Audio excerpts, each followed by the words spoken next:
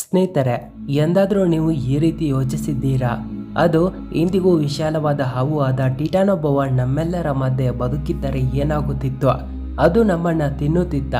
ಇಲ್ಲ ನಾವು ಅದನ್ನ ಸಾಯಿಸಲು ಆಗುತ್ತಿತ್ತ? ಈ ಎಲ್ಲ ಪ್ರಶ್ನೆಗಳ ಉತ್ತರವನ್ನ ಈ ವಿಡಿಯೋದಲ್ಲಿ ತಿಳಿಯೋಣ ಬನ್ನಿ.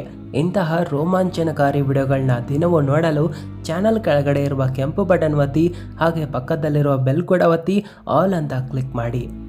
ಇಲ್ಲಂತೂ ಕೋಟ್ಯಾಂತರ ವರ್ಷಗಳ ಮೊದಲೇ ಟಿಟಾನೋಬೋವಾ ನಮ್ಮ ಭೂಮಿಯಿಂದ ಅಳಿದು ಹೋಗಿವೆ.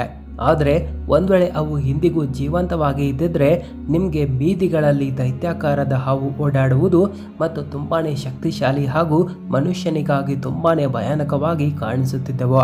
ಇವುಗಳ ಮುಂದೆ ನಾವು ಬದುಕಲು ತುಂಬಾನೇ ಕಷ್ಟದ ಕೆಲಸ ಆಗ್ತಾ ಇತ್ತು. ಇಲ್ಲಂತೂ ಚಿಕ್ಕದಾದ ಟಿಟಾನೋಬೋವನ್ನ ಹಿಡಿಯುವುದು ತುಂಬಾನೇ ಸರಳವಾಗ್ತಾ ಇತ್ತು. ಯಾಕಂದ್ರೆ ಅವು ಕೇವಲ ಒಂದು ಮೊಸಳೆ ಆಕಾರದಷ್ಟು ಇರುತ್ತಿದ್ದವು. ಆದರೆ ಈ ವಿಶಾಲವಾದ ಹಾವನ್ನ ಹಿಡಿಯುವುದು ಅಂದ್ರೆ ತಮ್ಮ ಪ್ರಾಣವನ್ನ ಒತ್ತೆ ಇಟ್ಟಂತೆ. ಯಾಕಂದ್ರೆ ಇಷ್ಟು ಪ್ರಾಚೀನ ಕಾಲದ ತುಂಬಾನೇ ದೈತ್ಯಕಾರ ಪ್ರಾಣಿಗಳಲ್ಲಿ ಇದು ಒಂದು ಆಗಿದೆ. ಕೋಟ್ಯಾಂತರ ವರ್ಷಗಳ ಮುನ್ನ ಯಾವಾಗ ಪ್ರಾಣಿಗಳ ನಿರ್ನಾಮವಾಯಿತೋ ಆಗ ಈ ದೈತ್ಯಾಕಾರ ಹಾವು ಅಮೆರಿಕಾದ ನೆಲದಲ್ಲಿ ತಿರುಗಾಡುತ್ತಿದ್ದವು. ಇದು ಯಾವ ಮಾನ್ಸ್ಟರ್ಗಿಂತ ಏನು ಕಡಿಮೆ ಇರಲಿಲ್ಲ. ವಿಜ್ಞಾನಿಗಳ ಪ್ರಕಾರ ಇವರು ಕೊಲಂಬಿಯಾದ ಬೆಟ್ಟಗಳಲ್ಲಿ ಟಿಟಾನೋಬೋವಾದ ವಿಶಾಲವಾದ ಅಸ್ಥಿ ಪಂಜರವನ್ನ ಹುಡುಕಿ ತೆಗೆದಿದ್ರು. ಇದರಿಂದ ಈ ಮಾತು ಅಂತೂ ಸತ್ಯವಾಯಿತು. ಅದು ಟಿಟಾನೋಬೋವಾ ಕೇವಲ ಒಂದು ಕಾಲ್ಪನಿಕ ಪಾತ್ರವಲ್ಲ, ಬದಲಿಗೆ ನಮ್ಮ ಭೂತಕಾಲವಾಗಿದೆ. ಹೌದು, ಇದರ ಅಸ್ಥಿ ಪಂಜರವು ಇಂದಿಗೂ ಸಹ ಮ್ಯೂಸಿಯಂನಲ್ಲಿ ಸುರಕ್ಷಿತವಾಗಿದೆ. ಒಂದ್ ವೇಳೆ ಟಿಟಾನೋಬೋವಾ ಮುಂದೆ ಇಂದಿನ ಅನಾಕೊಂಡಾ ಜೊತೆ ಕಾಂಪಿಟೇಷನ್ ಮಾಡಿದ್ರೆ ಆಗ ಅನಾಕೊಂಡಾ ಅದರ ಮುಂದೆ ಆಟಿಗೆ ಸಾಮಾನ್ಯನಂತೆ ಕಾಣಿಸುತ್ತೆ. ಟಿಟಾನೋಬೋವಾದ ಅಸ್ಥಿ ಪಂಜರದ ಪ್ರಕಾರ ಇದರ ಉದ್ದವು 42 ಫೀಟ್ ಹತ್ತಿರ ಮತ್ತು ಭಾರವು 1100 ಕಿಲೋ ಹತ್ತಿರದಲ್ಲಿತ್ತು. ಈ ರೀತಿಯೂ ಹೇಳಲಾಗುತ್ತೆ. ಅದು ವಿಶಾಲವಾದ ಮೊಸಳೆಗಳನ್ನ ಸಹ ಈ ಹಾವು ಆರಾಮವಾಗಿ ತಿನ್ನುತ್ತಿತ್ತು. ಯಾಕಂದ್ರೆ ಆ ಸಮಯದಲ್ಲಿ ಇವು ತುಂಬಾನೇ ವಿಶಾಲವಾದ ಮೊಸಳೆಗಳಾಗಿದ್ದವು. ಈಗಿರುವ ಪ್ರಶ್ನೆ ಏನಿದೆ ಅಂದ್ರೆ ಈ ಟಿಟಾನೋಬೋವಾ ಇಷ್ಟೊಂದು ದೈತ್ಯಾಕಾರವಾಗಿರಲು ಕಾರಣ ಆದ್ರೂ ಏನಾಗಿತ್ತನ್ನೋದು ಆಗಿದೆ. ನಾವು ನಿಮ್ಗೆ ಹೇಳಬೇಕಂದ್ರೆ ಪ್ರಾಚೀನ ಕಾಲದಲ್ಲಿ ತಾಪಮಾನವು ತುಂಬಾನೇ ಜಾಸ್ತಿ ಇರುತ್ತಿತ್ತು. ಈ ಕಾರಣದಿಂದ ತಂಪು ರಕ್ತದ ಹಾವುಗಳು ತುಂಬಾನೇ ವೇಗವಾಗಿ ಬೆಳೆಯುತ್ತಿದ್ದವು. ಒಂದ್ ವೇಳೆ ನಾವು ಇದರ ಬಗ್ಗೆ ಒಮ್ಮೆ ಯೋಚನೆ ಮಾಡೋದಾದ್ರೆ ಅದು ಆ ದಾನವ ಜೀವಿ ಎಂದಿಗೂ ಜೀವಂತವಾಗಿದ್ದರೆ ನಮ್ಮ ಸ್ಥಿತಿ ಏನಾಗಿತ್ತು ಅನ್ನೋದಾಗಿದೆ. ನೀವು ಈ ಒಂದು ವಿಷಯ ತಿಳಿಯಲೇಬೇಕು.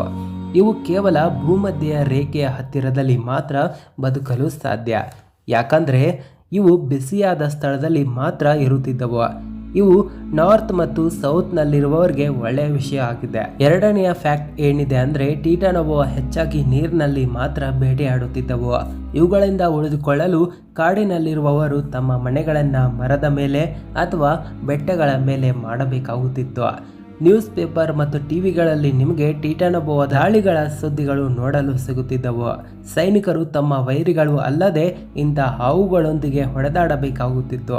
ಯಾವಾಗ ನಾವು ನಮ್ಮ ಕಿಟಕಿಗಳಿಂದ ಆಚೆ ನೋಡ್ತಾ ಇದ್ವೋ ಆಗ ನಮಗೆ ಎಲ್ಲಕ್ಕಿಂತ ಹೆಚ್ಚಿನ ಭಯ ನಮಗೆ ದಾರಿಗಳಲ್ಲಿ ಓಡಾಡುವುದು ಕಂಡು ಬರುತ್ತಿತ್ತು. ಮಾಡರ್ನ್ ಸಮಯದಲ್ಲಿ ಹೆಚ್ಚಿನ ಹಣ ಗಳಿಸಲು ಇವುಗಳನ್ನ ಬೇಟೆಯಾಡುವ ಸ್ಥಿತಿ ಬರುತ್ತಿತ್ತು.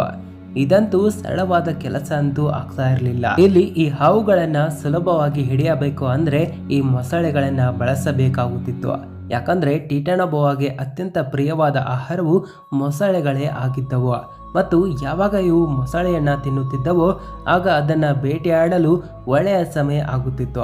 ಯಾಕಂದ್ರೆ ಹೆಚ್ಚಾಗಿ ಬೇಟೆಯಾಡಿದ ನಂತರ ಹಾವುಗಳು ಸುಸ್ತಾಗಿ ಬಿಡುತ್ತವೆ.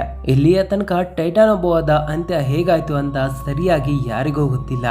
ಆದರೆ ವಿಜ್ಞಾನಿಗಳ ಪ್ರಕಾರ ಭೂಮಿಯ ತಾಪಮಾನವು ತಂಪಾದ ಕಾರಣದಿಂದ ಟಿಟಾನೋಬೋವಾದ ಈ ಹೊಸ ವಾತಾವರಣದಲ್ಲಿ ಸರ್ವೈವ್ ಮಾಡಲು ಆಗಲಿಲ್ಲ. ಸ್ನೇಹಿತರೆ, ನನಗೆ ಈ ವಿಡಿಯೋ ಮಾಡಲು ತುಂಬಾನೇ ಟೈಮ್ ಬೇಕಾಯಿತು.